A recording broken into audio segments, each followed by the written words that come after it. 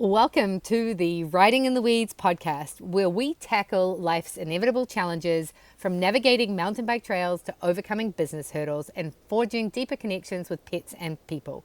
It's easy to find yourself tangled in the weeds, but we're here to help with insights and strategies that'll get you out of the weeds. Our goal is to boost your performance in both sports and everyday life by sharing essential skills that we've learnt along the way. Through tales of our entrepreneurship journey, thrilling biking adventures, and fostering meaningful relationships, your hosts, Natasha Lockey and Ginny Branden, will guide you on a journey that's not only enjoyable, but also inspiring. Join us to gain confidence that you need to navigate the trails of life. Hello and welcome to the new year. This is episode 75. And we are starting the new year off with a conversation about normal. What's your reference point? So you are here with Ginny and Tash. I am Natasha Lockey. I am a life and mountain bike performance coach. My whole gig is helping you see where you are so that you can really step into the dream life. What's on your bucket list? What do you want to achieve? And how can you actually make that happen? What is holding you back? And this is a really good conversation for me and where my expertise lie. And we, of course, have Ginny Branden, who is our expert animal communicator. Tell us a little bit about yourself, Ginny.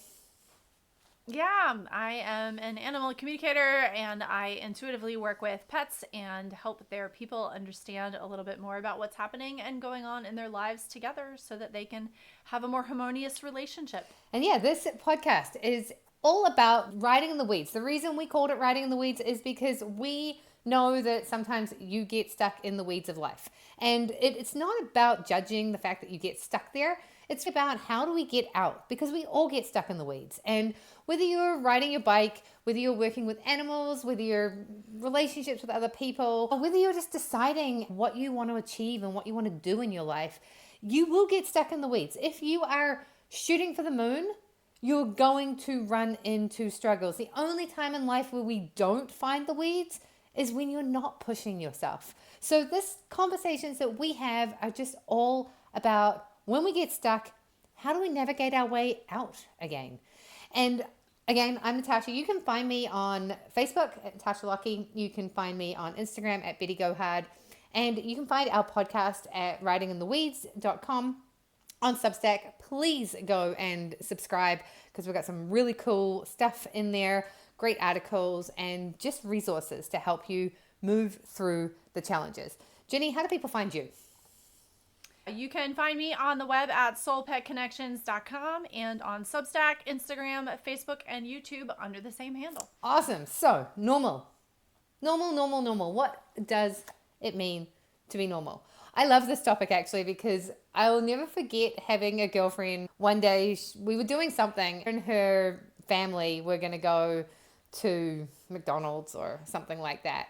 And Ainsley was like, well, is Tash coming? And she looks at her daughter and she's like, Tash doesn't eat that sort of food. And it kind of took me back. I was like, that's true, actually. I don't. Is that not normal? And in most of our culture, no. Right? But it was exactly that moment of me realizing that the way I am, and the way I am with my food, and the way I am with my health, and the things I do in my life, I think is absolutely normal. And I reflected on it afterwards. I was like, I am actually so far out of normal. The way I think, the way I do things, how I process stuff due to a whole lot of different reasons is not how most of the world actually operates. And the voice that is constantly running in my head, the reason I make these decisions, is not what's running in a lot of other people's heads. And I think we're all in that space. We all think whatever it is we are doing is normal. If you have an amazing relationship, you probably think that everybody's marriages and partnerships are amazing. If you grew up in a really weird, horrible family situation, you probably think that that's how most families are, because that is your point of reference. And I think the whole point of this conversation is it's actually just your point of reference. Yeah, I love this sort of joke that normal is the setting on the washing machine. Because honestly, I feel that way about people in general. And I suppose it applies to animals, that there really is no normal. Like, there are things that happen more often. And yes, there are lots of people that you could say eat at McDonald's or do certain things or behave in certain ways. But yet, at the same time, it's not everyone. The thing that I find that's challenging with normal is that we get calibrated to that. And so we very easily think that the way something is from our perspective and our point of view is the norm, and that can feel, quote, right. And I kind of hesitate using some of these words because right and wrong, good and bad, that's not really, it's not helpful. What does that even mean at that point? The story I'll tell about this that really showed me what was going on and how our perception of normal can be very skewed is that I was having a riding lesson with my trainer down at her farm in Florida. And the guy I was dating at the time was there taking some photographs so that she could have material to use for her teaching stuff. And I will never forget that I was on her horse, and for whatever reason, it's not exactly a flattering perspective, but he took a photo of me on the horse from the very front. So the horse is standing straight onto the camera, and I happen to be wearing a button-down shirt that day. And I feel like I'm perfectly in alignment. And what I found is when I looked at the photo that my buttons were in line with one of the horse's ears, which is not in the middle. And yet, from the inside, I felt like I was sitting in alignment. But the reality is that my body and the biofeedback I was getting from my body was technically wrong. And so what felt normal to me was not actually in alignment over the horse and or vertically for my body. Our perception of normal can get skewed to something that is not actually accurate or good for us. It's not really good to be continually off center within our bodies, but it also applies to mental stuff and emotional stuff and different aspects of life. That's the clear, concrete example that I have of how our perception and reality can be two completely different things, and what feels normal isn't really, quote, right. Well, I'm going to pick up on a couple of things that you've said there, because what you said is you were off center. And I would argue that if you spoke to your trainer, based on my experience as a mountain bike trainer, everybody that comes to me to do a beginner lesson, I will teach the exact same thing.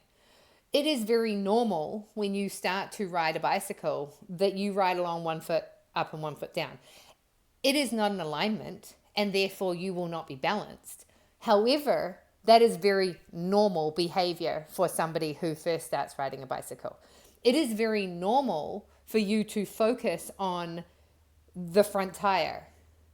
It is not going to give you balance, and it's not going to make you feel stable unless you look where you're going. However, it is very normal for somebody when they first get on a bike to be looking right at the front wheel, right?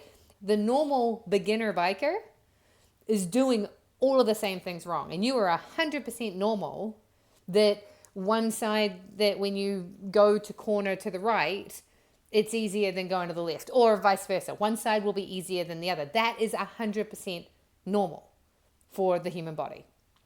The thing is that normal does not necessarily mean that you're aligned. And I want to go back to the washing machine, because I have very often looked at a washing machine and been like, well, is this a normal load? Or what do I do with this one? Is this a normal load? I don't know if this is a normal load, because I'm not even sure what normal on the washing machine actually is trying to tell me. That doesn't mean anything to me, right? And I think that's the conversation we're having here, is that normal is what most people experience. Is that whatever your culture is, whatever your habit is. I'm going to kind of go literally into the toilet here, but when we went through the pandemic and there was the toilet paper thing, and I remember we had this East Indian guy who was working for us, and I said to him, I was like, this wouldn't be a problem in India, would it? And he was like, no, one of the biggest cultural shocks that they have when they come into our culture is toilet paper, because they all have bidets, and they're like, what are you people doing with this paper, right? That's not normal to them. And so normal is a cultural standard. It's a community standard. It's your peer group, and it's what you've created. But then what's also interesting is there's the 100 monkey theory. One of the examples of this is that there's 100 monkeys and they're all given sweet potatoes, and they are trying to get into the sweet potato and they're covered in dirt. And so then one day, one of them decides that they're going to go down to the river and wash the sweet potato. And they're like, oh, that's a good idea. And they're on an isolated island in the middle of nowhere. And all 100 monkeys, they all started washing their sweet potatoes. And what they found was that other monkeys in other regions of the world that were not related and were no way getting emails from their monkey friends telling them to wash the sweet potatoes, they all started doing the same thing. And so there is a consciousness that happens when a group of beings, no matter what they are, animals, insects, humans, whatever, when you all start doing something, it will consciously upload into the field, and then it becomes normal. It is now normal for you to scroll on your phone for hours. 10 years ago, we would be like, what are you doing? If you teleported from even 5 years ago to now, and you walked into a playground and you saw a bunch of kids sitting there on their phones, you would be like, this is not normal. So normalcy is what we as a society, as a collective of the people around us start to, or even just in our own heads. But it doesn't mean that it's aligned with what is going to move you forward. It is not normal to meditate and feel comfortable meditating. However, if you are in a group of people that have done a lot of that, you're going to feel like there's something wrong with you because you can't meditate. But in fact, you're normal for not being able to meditate. It's them that have moved outside of the norm and into a greater alignment. Yeah. And that's something that can also come up with this conversation. So I became aware at that point in time that what felt normal and what felt, quote, aligned was actually misaligned in my body. The challenge is when you go to move into alignment, it feels wrong. When you're talking about this in context of bodies, it starts setting off all of the nervous system warning bells, and your body says this is wrong. But the challenge is outwardly, the body is actually in better alignment, and you have to stay in that place long enough for the nervous system to go, hold on, wait a minute. Maybe this is better. Maybe this is easier. Maybe this is more comfortable than when we thought we were in alignment, but we actually were leaning. And I find that to be very true, whether you're talking about physical bodies or something like meditating where you're working on it. In the beginning, it feels wrong. It feels hard. Your mind is screaming about everything else you could be doing or why you can't do this, why you're so bad at this. And yet you have to stay there long enough for the thing that is actually in alignment to become normal and comfortable. And I don't think we have this conversation enough around a lot of things in our world. That's the hardest part about the bodies is, yeah, when you're a beginner and you're doing things, quote, normally that are habits that beginners would have, moving through that and into something else can be really challenging because it can trigger things in your nervous system that feel very wrong. And if we don't stick with it long enough to get through that sort of nervous system chaos, as our body and emotions and neurons physically rewire to do the new task, then we'll never move forward. We'll never make progress. We will always be in the weeds. Or we'll always be sitting there staring at the weeds because we aren't even taking action. I heard a really cool thing last year. Someone was talking about this and I absolutely loved it. How long does it take to secure a habit? Well, it's 21 days. That's what science says. If you do something for 21 days, then you will secure your habit. Now, that is a statistic. That's normal, right? However, this person was like, okay, so you're going to start walking after dinner every day. For some people, they could go out the first day after dinner and be like, oh, this is amazing. And it could actually just take once because it was such a great experience for them that they're like, I'm never not doing this again. And it's done. That now becomes their new normal. However, if you walked outside and you could barely walk around your house, let alone the block, and it was hard and it sucked, it could take 365 days of you having to force yourself to go outside every day after dinner in order for you to make that into a habit.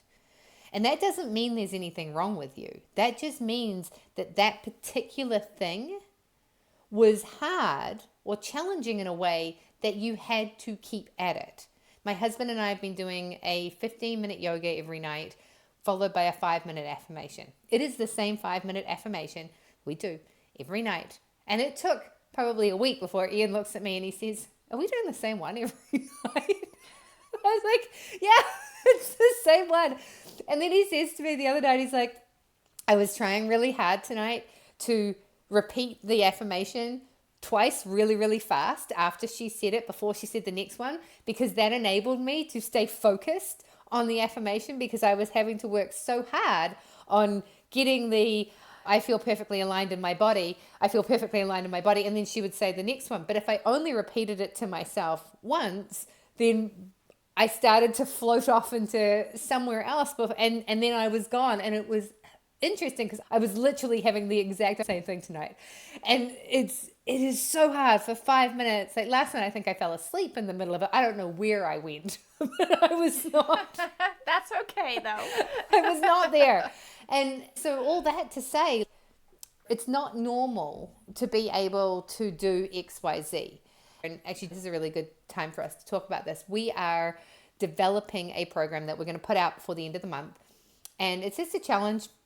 First time around, we're going to do it for free for our subscribers on Substack. So subscribe on our Substack account, and this will be available to you.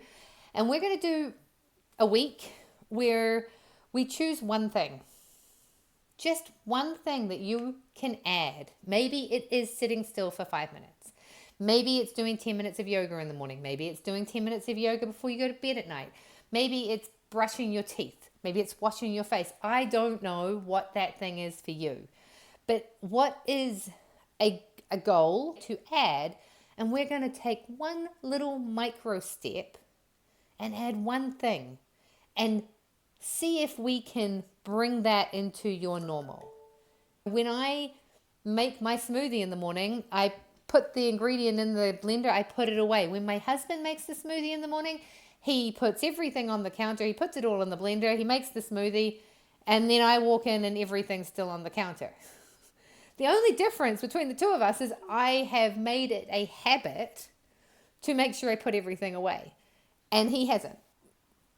That's his normal. My normal is only like that because I have put in that step consciously to make that normal for me. And now that's normal for me. His normal is driving me insane. Well, and I laugh when you say that because I often make myself a breakfast sandwich in the morning with eggs and everything. And if I don't clean up right away, the cat will come along behind me and lick my cast iron pan. So my normal is that I clean up thoroughly and make sure my cast iron pan gets put away so that the cat cannot lick it, which means I have to wash it, which is horrible. So my normal has become watching out for my animals and doing things that prevents them from doing things that I don't want. So I've worked around that, and it's just the way things are for me. But that doesn't mean that it's right or wrong. Even when I started religiously cleaning up right after breakfast because he had figured out the cast iron pan tastes great, Which it does. it took me a while. Yeah, apparently it does. It took me a while, and there are still times occasionally when I will slip up and either the pan won't get cleaned right away, or I will forget to put the spoon, as it is, back through the cabinet handles to prevent him from popping the door open to access said cast iron pans. So then someone comes into your house and they're like, okay, You have a spoon in your cabinet spoon in your cabinet door. And what's funny is that you might go to somebody else's house and be like, well, why don't they have a spoon? And it's so funny because there's so many things that we do as human beings that if you were to actually step back and be like, why do we do that? So if you have kids and mum always puts a spoon through the handle doors on the cupboard because of the cat, but you as a kid don't understand that it's because of the cat. That's just what you do. That's how you close cabinet doors. You put a spoon through there.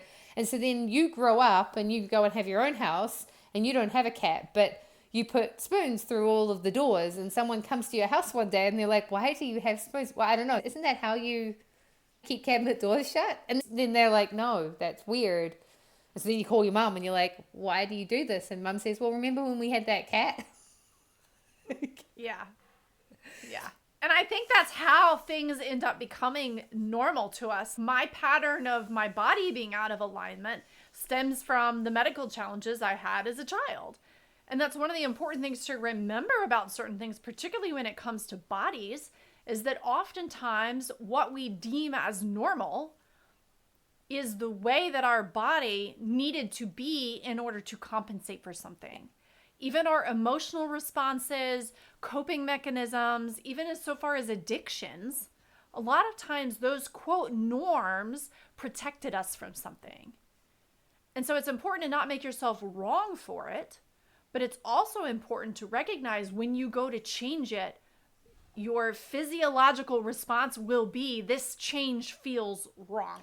And you've got to be able to get through that before you can find the better place. Well, and I think a big part of this conversation is also highlighting that if you can figure out where the misalignment came from, when people come to me and I start a beginner lesson, I will point out that what they are doing is perfectly normal. They're not weird. There's nothing wrong with them. It is actually quite normal for you to have one foot up and one foot down. That is what your body thinks is safe. It is normal for you to hold on to the bike with your knees because your brain thinks that this is where the stability comes from. So now you have a reference point. There's nothing wrong with you, and you understand why you're doing that thing. Once you unravel the ball of string, it is so much easier to rewire, right? Once you understand why you're sitting slightly off center on that horse, again, it's probably quite normal. Most humans do it. However, it is not going to give you the best result. Something wrong with you. Whatever you are doing right now is not wrong. It's about understanding where the behavior has come from, where the thought pattern has come from. There is a starting point. Before we jumped on this morning, Ginny and I were talking about my sore feet. And he's basically like, at some point, this is a postural thing. This is probably because you are not using the platforms of your feet, which is aligned all the way up in your body. For you to fix this problem, you're going to have to think about your feet. And if you think about your feet, you will probably be able to restack and realign. However, there's nothing wrong with you. This is untangling the pieces that have led to where you are now, make it so much easier. I am realizing that all of my body issues come from, and actually all of my issues in life, come from the fact that I do not love myself, right? And so because there is this lack in myself at some point, I need to solve that problem. word of the year is love of self, because I cannot receive or give out love to the world if I am not tuning into that channel. Fundamentally, I do not have the capacity to lose weight if I'm not loving the body that I have right now. And this is something I've gone in and out of my whole entire life. But again, back to that normal thing, I just think that's normal. And so therefore I align with and resonate with people that have a similar problem to me. So I think that that's just normal. It's not aligned. And as soon as you can figure out, where is the root? Where is the source?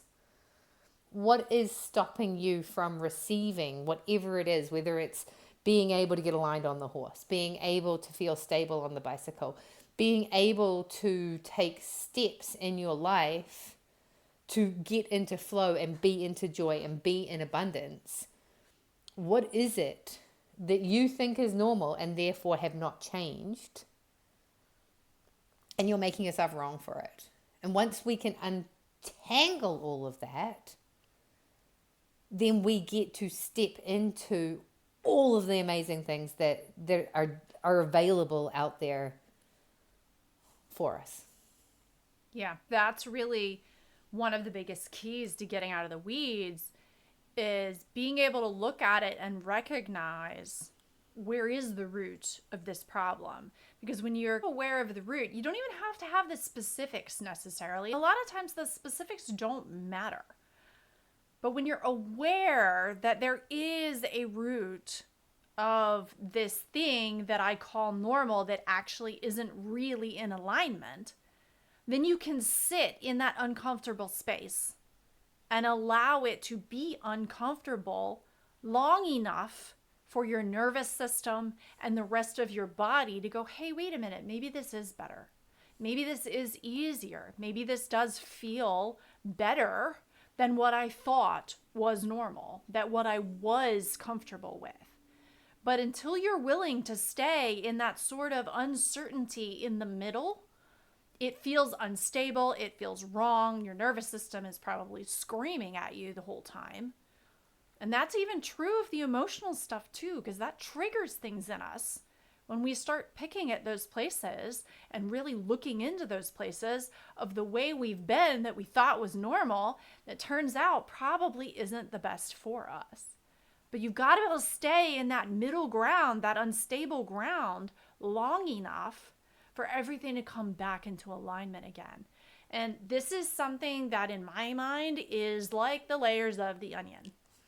There's probably no end to the number of layers that you can find both within your body and also in your emotional world and in the world around you. You know, and this is something in the somatic writing workshop that she said, that every time I think I'm embodied, I find out I'm not embodied. And I find that true even with body balance. There's always another place you can go that will continue to be better, to be easier, to be more in alignment. And so when you view it as the onion layers and just as part of the journey, you just start questioning, what do I think is normal right now that maybe there's a better way to be? Or maybe there's a more comfortable way to be. Maybe there's an easier way to be. And when you can start looking at things with curiosity and compassion, that this is just what your body did, your subconscious did in order to survive, then maybe things will release and you'll be able to sit through that bit of discomfort. And the discomfort will come and go faster.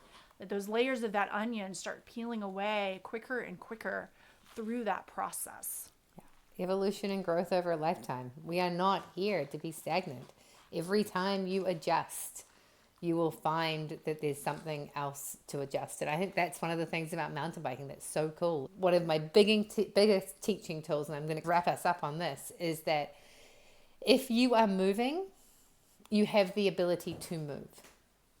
And if you are stagnant, if you are static on that bike, then you will get bumped and bashed around by every root and every rock and everything that happens. But if you are constantly moving and you are constantly having to rebalance yourself and realign and question, because what is happening and what works in one section of the trail is not necessarily going to work in the next section of the trail. And so you need to adjust and you need to adapt and you need to be consciously right there on the ball. And that is true for our life, is being aware and paying attention to every little thing that gives you an opportunity to go, hey, hold on.